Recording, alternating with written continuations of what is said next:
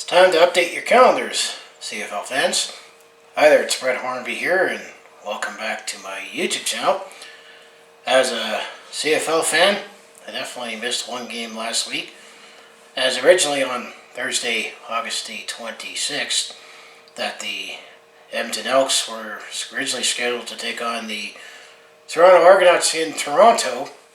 However, that game did not happen and got postponed due to the fact that the Edmonton Elks had an outbreak of COVID, where originally it was 9 players and it got up to 14.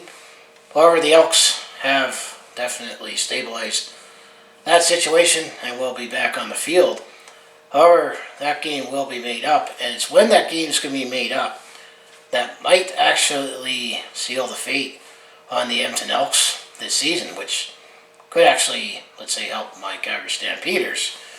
But we'll talk about that the postponed game has been rescheduled, and as a result of that game, a couple other games had their time changes, as well as the Edmonton Elks at Toronto Argonauts game, which was postponed from August 26th because of COVID-19 concerns.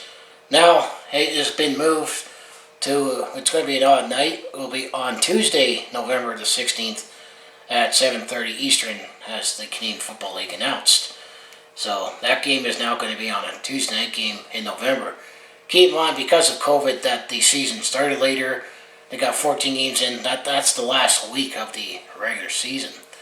Definitely going to give the Elks a much busier schedule as I'll look at the calendar with all the games that have changed.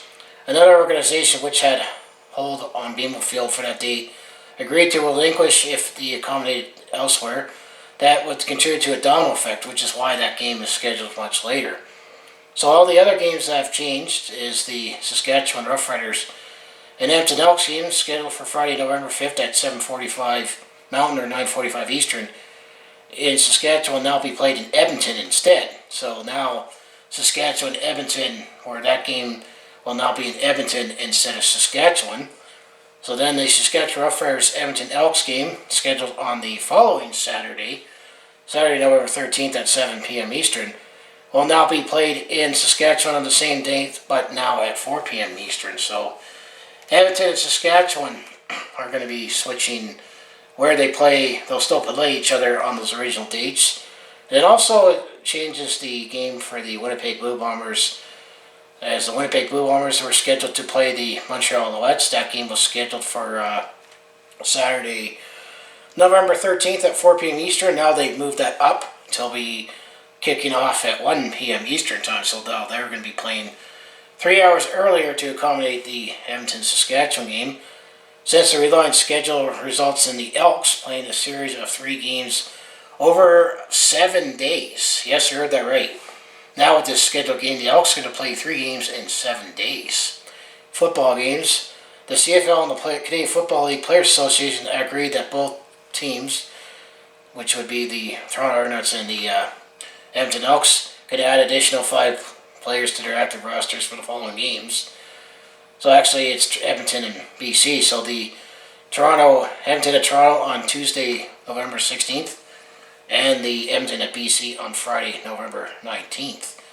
So the same changes is that the original schedule, Edmonton at Saskatchewan on Friday, November the 5th. Now is going to be Edmonton is going to host Saskatchewan, so Saskatchewan and Edmonton. Same time at 7:45 Mountain or 9:45 Eastern time. So Saturday, November 13th, where you got the Winnipeg Blue Bombers at Montreal Alouettes, originally scheduled for 4 p.m. Eastern, now will be 1 p.m. Eastern, same venue in that. And then the Saturday, November 13th game, where you have originally the Saskatchewan Roughriders at the Edmonton Elks, and that game was scheduled to be at 7 Eastern, 5 Mountain. Well, now that game is going to be Edmonton at Saskatchewan on Saturday, November 13th, starting at 4 p.m. Eastern or 3 p.m. Central. And then the original game that got postponed that started this whole mess in the first place. On Thursday, August the 26th, you have the Edmonton Elks at the Toronto Argonauts. That will be, originally was scheduled at 7:30 p.m. Eastern. That will now be on Tuesday, November 16th. We have the Edmonton Elks at the Toronto Argonauts, 7:30 p.m. Eastern time. So if I look up the calendar, let's get there to November. So if we get to my November on my calendar here, so yeah, you had Saskatchewan at Edmonton on Friday, November the 5th, and then the next game that Edmonton plays will be on Friday, November the 12th, where they'll be, or Saturday, November the 13th, they'll be in Saskatchewan, and then they play Tuesday night in Toronto to make up that game, and then they go to BC on Friday night.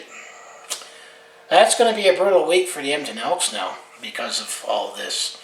And then another sidebar to another story to this. The Edmonton Elks actually released offensive lineman Jacob Ruby for breach of COVID protocols. So maybe he might have been behind this mess.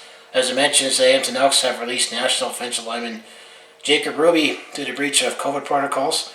Ruby's release was announced Tuesday. This was Tuesday, would have been the end of August, when the Tier 1 players and coaches and staff, they were in their final 10-day isolation period, and at that time, there was no more positive cases where the Elks can resume play and practice so they can get ready for their next game against my Calgary Stampeders on Labor Day.